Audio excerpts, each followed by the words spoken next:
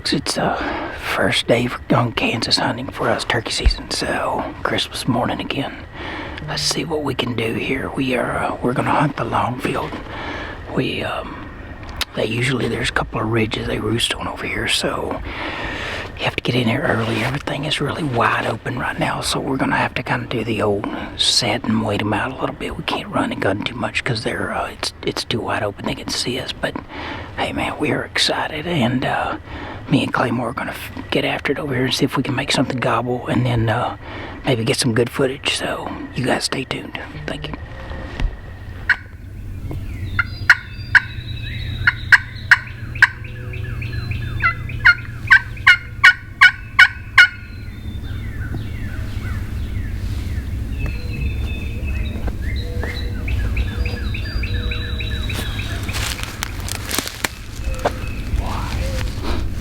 Welcome to the party. Let's go down to the end of the road like we normally set up down there. See if we can get them to come up from the blue heron.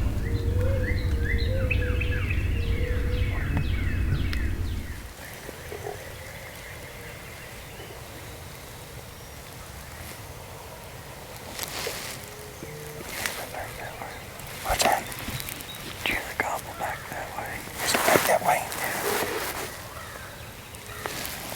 How far you think? Far. Yeah. By the cornfield. Sounded like audio. Yeah. Jesus, that's a long one. That's a hawk. Oh, here's one right here. Here he is right in front of us. 3 of them right there. Here they come.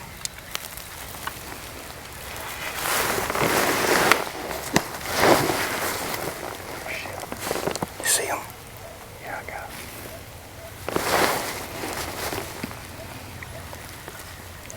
Which one are you going for? I'm gonna let him come up here. They're spreading out on us.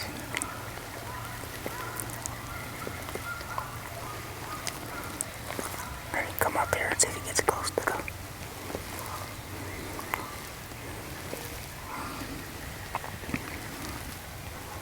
See the one that's standing on the right? Yep. I'm trying to see if you can shake whenever.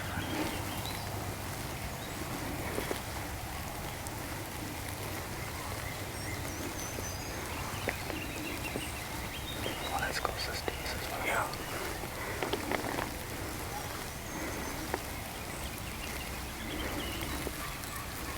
Stand behind them.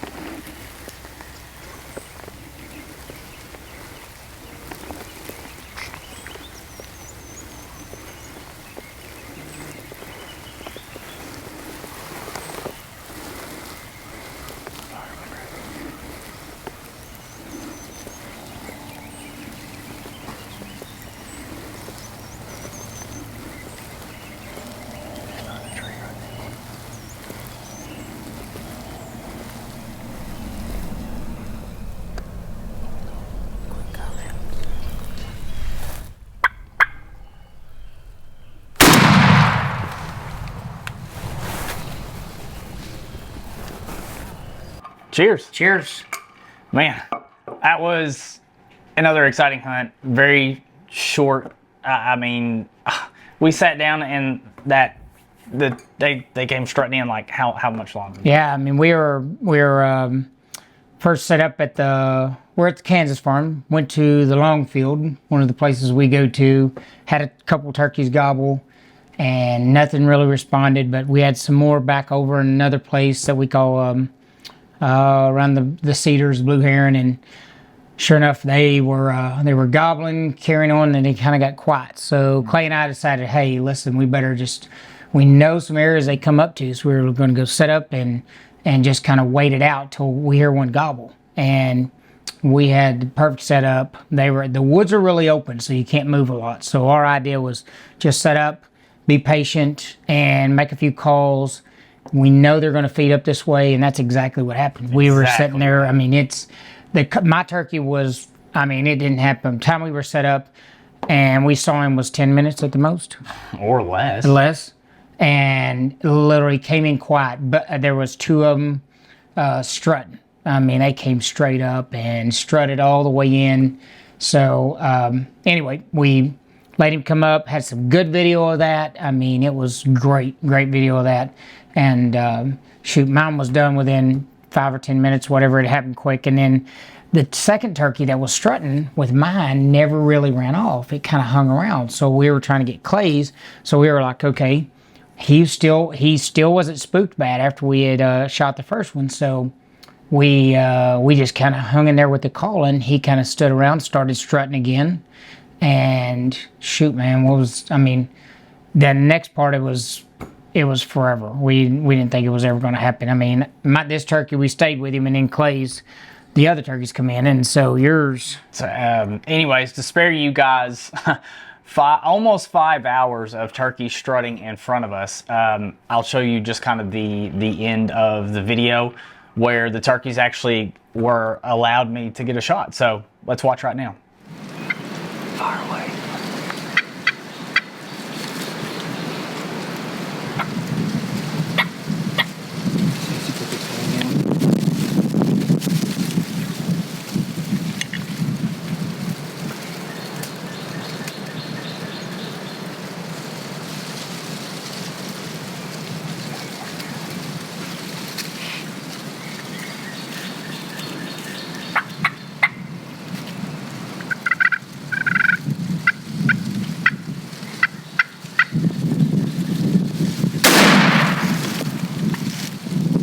Clay just hung in there with him, man.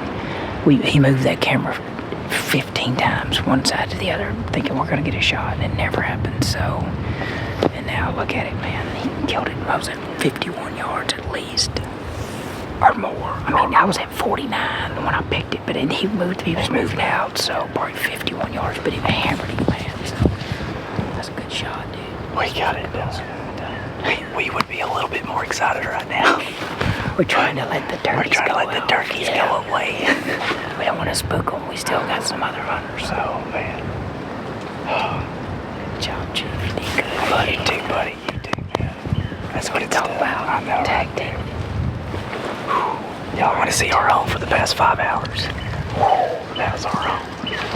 Past 5 hours. Every GoPro's dead. Every GoPro. Every butt cheek is dead.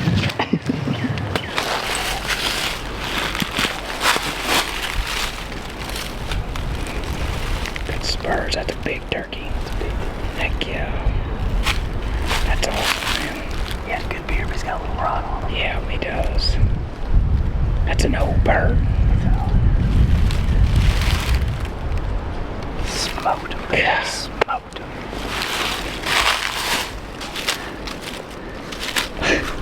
This one has rigor mortis. We killed it about 3 or 4 hours ago. 4 hours ago. So he's kind of stiff. He's seen better days. That's good beard. That's a hell of a beard. I shut his damn beard off.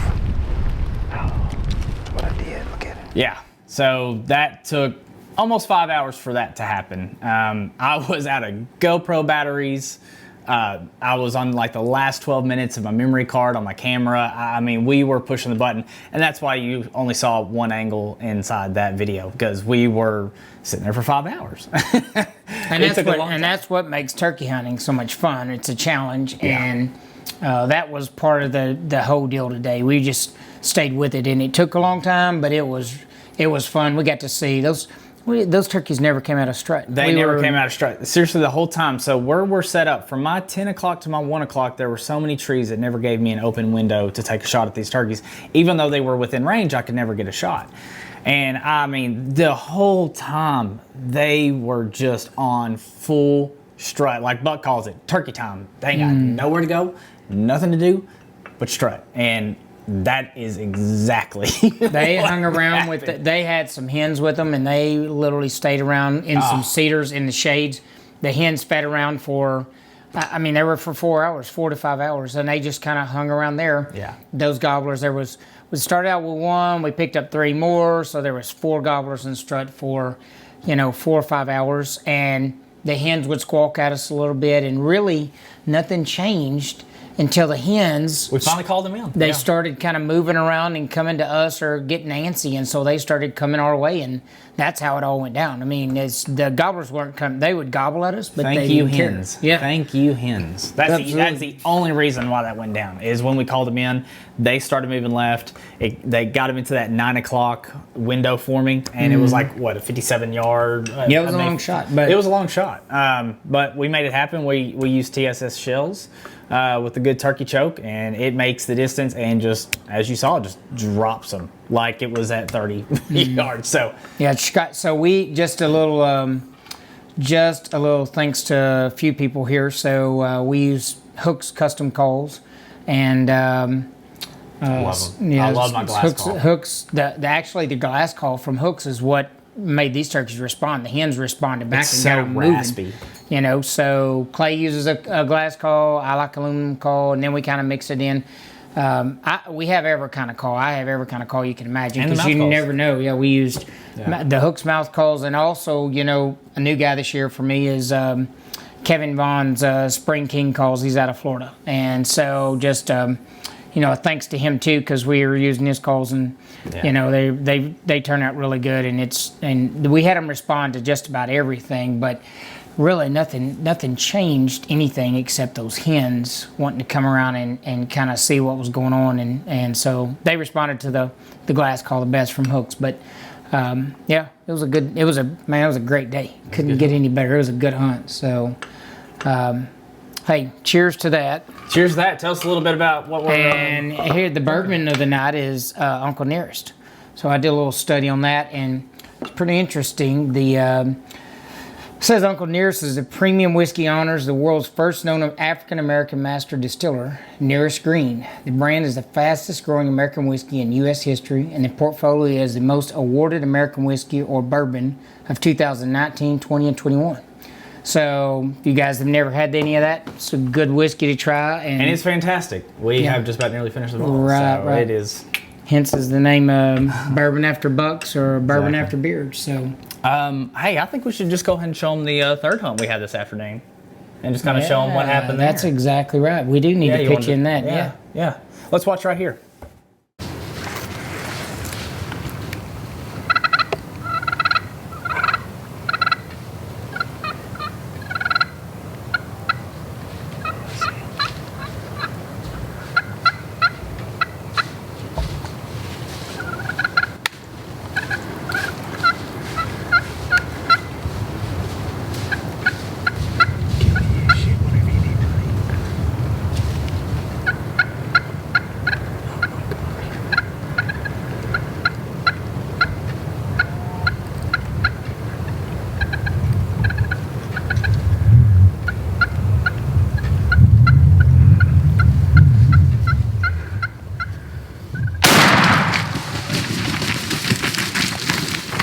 Shoot him again.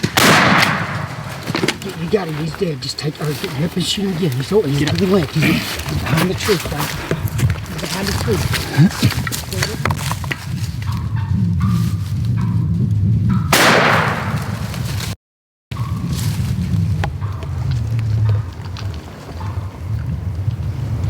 All right, we're back again, folks, and man, we had another great hunt. Afternoon hunt in Kansas. A good friend of mine, Kelly Cochran, came up, and Clay and I we had success this morning, and we were excited. Kelly come up, we were excited to get back out. We had a good game plan. I was a little late to the party because I had to take a little power nap, so that didn't help us out at all. So by the time we got to where we were going, there was some turkeys already set up where we were going to be. So a little bit of chaos going on there. We tried to set back up on them, call them in, didn't work. So we made another game plan, got around in another area, and sure enough, just, you know, part of turkey hunting is knowing the terrain. And, you know, I know some of that terrain, but the setup we had if I would have just went probably another 50 yards, it'd have been the perfect setup. But there was a trail right there that would have just been wide open. It would have been perfect. We were in kind of a thick area, and so anyway, we knew the turkeys were there, and Kelly was ready. We were all pointed, and we were thinking the turkeys were coming in one way. I hit the call, got down on a little bit, pressured on. He gobbled back, and they were right there on us, like within 70 yards. Oh. And we knew it was close, so we swung around. Kelly swings around, and it was just so thick. I mean, they came in. They had been running. Well, I could hear them walking, and they came in so close, and it was so thick, Kelly couldn't really get a shot. And by the time they did, his shot pattern was probably, the size of a baseball at the most, and he was shooting at 15 yards It was or something 17 like paces. that. I did 17 paces. So anyway, to make a long story short, that's part of this whole deal. I mean, there's some reward successes, and then there's also some parts that's not so good. But this turkey, he hit him good, and he went down, and we thought we had him, and that dude got right up and took off again, and of course he's in a thick spot, could never find him. We looked for him for an hour and a half trying to figure out where this turkey's at, because 9 times out of 10 he's not going to make it. I mean, he hit him good. He did. It just didn't work out for us on that one, and that's just part of hunting and part of this whole deal. I mean, there's some good and bad, So me and Clay ended up with the good part this morning, but that's kind of what keeps you going, and that's why we're here. And like you say, that's why they call it hunting, not killing. That's exactly right. So, but we searched for that turkey for a good while. We thought we heard him flapping in the distance. Yep. Kelly thought that there was that he saw kind of a flap or like a flash in the distance, but we could never track him down. But definitely the things like Buck said that we learned, we needed a better setup. I mean, for sure. Yep. Be a little bit more ready.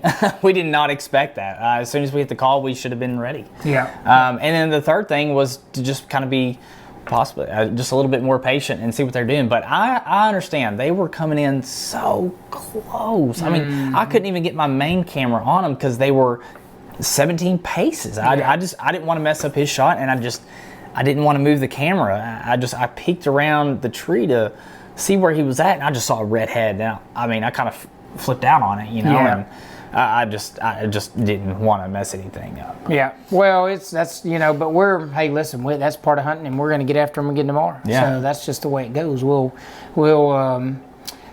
90% of turkey hunting is the setup. That really is. I mean, you don't have to be the best caller in the world. But if you're in the right spot and have a good setup, and you got to know how to set up, then that is 90% of the battle. And you live and learn that. So exactly right. Yeah. So absolutely. Well, everyone, thanks for watching. If you like what you see, hit subscribe, hit the like button, leave a comment down below. Leave a comment if you'd like to see something. Let us know. We'll try our best to get it done for you. But until then, stay tuned. Cheers. Stay tuned.